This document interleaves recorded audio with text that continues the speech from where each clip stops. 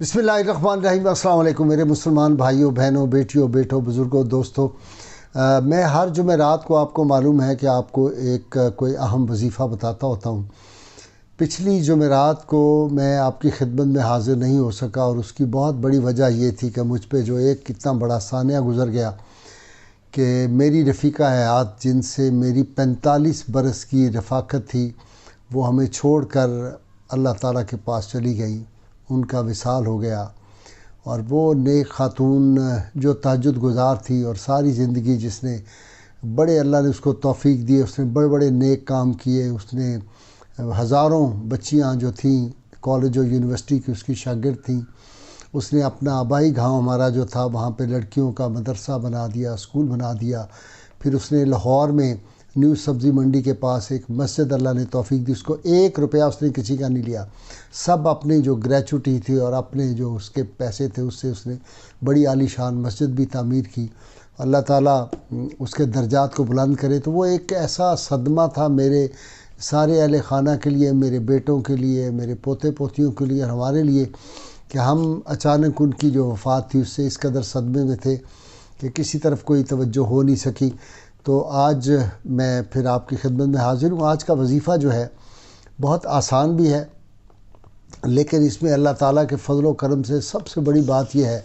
کہ اس میں اگر آدمی عزت، بلندی، شہرت اور خاص طور پہ اگر اپنے قلب کی کیفیت کو وہ چاہتا ہے کہ اس کی جو قلب ہے وہ روشن ہو جائے اور اس کو معرفت حاصل ہو جائے، اور وہ آدمی جو ہے اس کو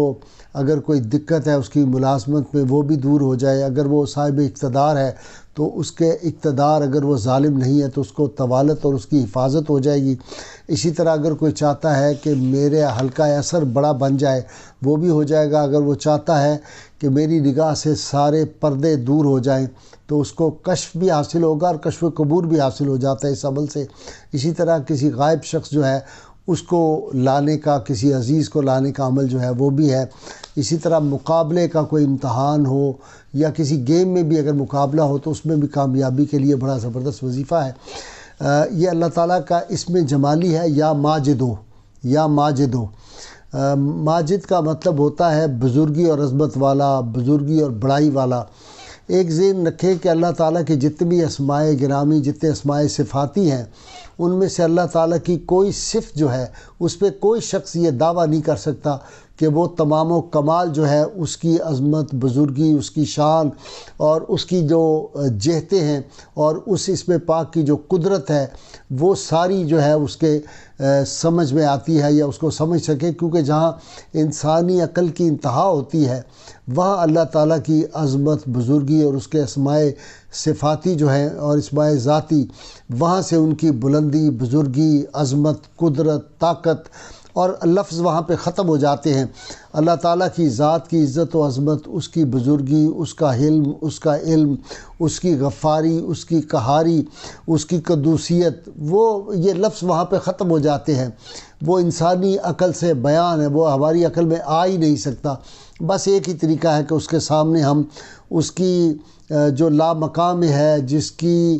جو وسعت ہے، لامحدود وسعتوں کا وہ مالک ہے، وہ کل جہانوں کا مالک ہے، 2 جہانوں کا نہیں، کل جہانوں کا۔ اور وہ اتنے جہان ہیں جو ابھی تک سائنس، ابھی تک انسان وہاں نہیں پہنچ سکے۔ اس کی بلندی، اس کی ہستی، اس کی صفت کا مشاہدہ، ریاضت، عبادت، جو کوئی جتنی بھی کرتا رہے، جتنا بھی باکمال ہو، وہ وہاں نہیں پہنچ سکتا۔ اور ایک بات ذہن میں رکھیں کہ عام انسانوں سے لے کر اولیاء کرام تک، ابدال، غوث، کتب، صحابہ، انبیاء کرام اور نبی الانبیاء صلی اللہ علیہ وسلم، جس کو بھی جو شان ملی ہے وہ اس رب کی عطا ہے۔ اور سب سے بڑھ کے کائنات میں، انسانوں میں جو سب سے بڑی عزت اور شرف اور بزرگی ملی وہ اللہ کے محبوب صلی اللہ علیہ وسلم کو، میرے اور آپ کے آقا صلی اللہ علیہ وسلم کو ملی۔ اس لیے کہا کہ بعد از خدا بزرگ توئی قصہ مختصر۔ حضور صلی اللہ علیہ وسلم کی عظمتیں اور رفتیں کوئی انسان نہیں بیان کر سکتا، تو پھر جو رسول اللہ صلی اللہ علیہ وسلم کا خالق ہے، جو انبیاء کا خالق ہے، اس کی جو ملائکہ کا خالق ہے، اس کی صفت اور اس کی عظمتیں کون انسان اور کون سی زبان اور کون سا ذہن ہے جو بیان کر سکے۔ تو یہ جو آج کا وظیفہ ہے، اس کی ایک خاص بات یہ ہے، اگر کوئی شخص چاہتا ہے کہ پہلے وہ بڑا امیر تھا، اس کی غلط کاریوں کی وجہ سے کوئی ایسے حالات آئے کہ وہ پھر غریب ہو گیا ہے، یا اس کے حالات اس طرح کے نہیں رہے جس طرح پہلے اچھے تھے، زندگی نشیب و فراز کا نام ہے، اگر وہ سمجھتا ہے کہ اب جو فراز تھے وہ ختم ہو گئے اور نشیب میں آ گیا ہے، تو اللہ کے حضور 2 نفل توبہ کے پڑھ کے، اور اگر وہ دیکھتا ہے کہ اس کی کسی بچے کی شادی پہلے بڑے خاندانوں میں ہوگی، باقیوں کی اب نہیں ہو رہی، وسائل کی کمی ہے، تو اس کو چاہیے کہ 770 مرتبہ روزانہ اول و آخر 11 مرتبہ درود پاک کے ساتھ اس کو 70 دن تک پڑھے۔ انشاءاللہ تعالی اس کے وہ جو دور تھا فراز کا، وہ فراز اور وہ جو تھی خوشحالی، وہ انشاءاللہ تعالی اس کو واپس آ جائے گی۔ توبہ کے جب نفل پڑھے تو بڑے صدق کے دل سے کہ یا اللہ مجھ سے کوتاہی غلطیاں ہو گئی تھی، تیرے علاوہ کوئی معاف کرنے والا نہیں، تو اللہ تعالیٰ اس کو معاف فرما دیتے ہیں۔ اسی طرح بحالی ملازمت کی، کسی آدمی کی ملازمت تھی، کسی غلطی کی وجہ سے معطل ہو گیا، کسی افسر نے اس کے ساتھ بدسلوکی کی وجہ سے کر دیا، اس کو بھی چاہیے 40 دن تک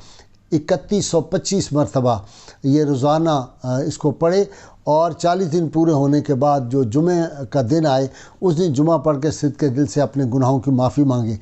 اسی طرح کوئی آدمی اقتدار میں ہے لیکن اس نے کوئی ظلم نہیں کیا، زیادتی نہیں کی، رشوت خوری نہیں کی، اور چاہتا ہے کہ میرا اقتدار جو اس کو طول مل جائے، تو اس کے لیے نماز عشاء کے بعد اول و آخر 7 مرتبہ درود پاک کے ساتھ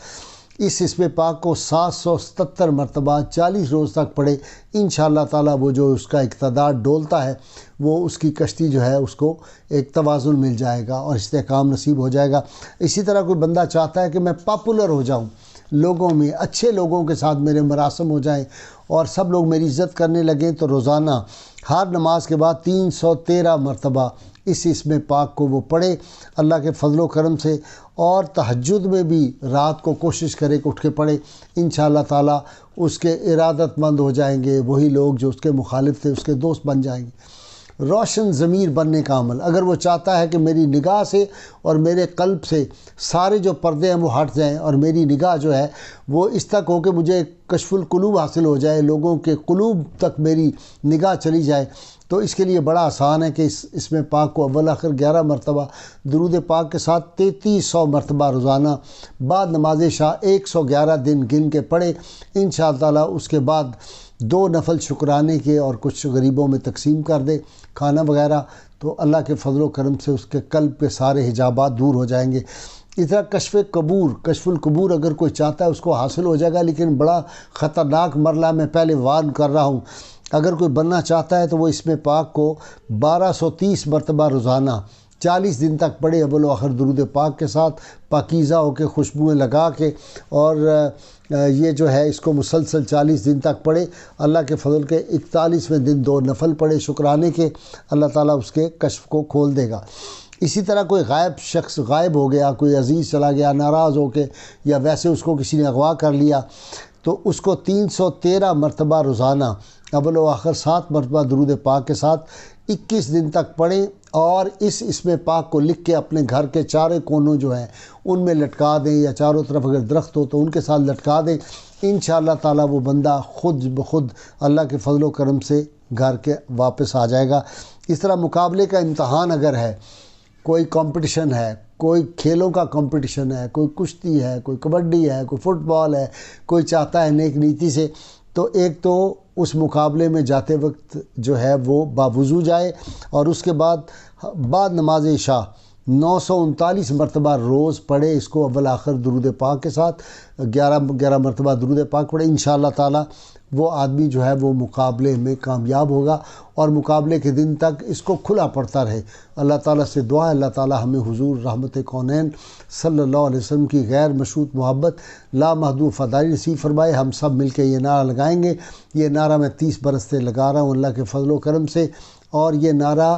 سیاسی مقاصد کے لیے نہیں، صدق کے دل سے اس نعرے کو لگایا کریں۔ یہ نعرہ لگایا تھا، پاکستان بنایا تھا، یہ نعرہ لگائیں گے، پاکستان بچائیں گے۔ خاص طور پہ آج کل جو افراتفری ہمارے ملک میں پھیلی ہوئی ہے، اور ایک انتشار کی کیفیت، ایک نفرت کی کیفیت، نفرتوں کے الاؤ ہیں ہر طرف، تو محبتوں کے پیامبر بن جائیے، اور یہ نعرہ گلی گلی گونجے۔ پاکستان کا مطلب کیا؟ لا الہ الا اللہ محمد رسول اللہ صلی اللہ علیہ وآلہ وسلم۔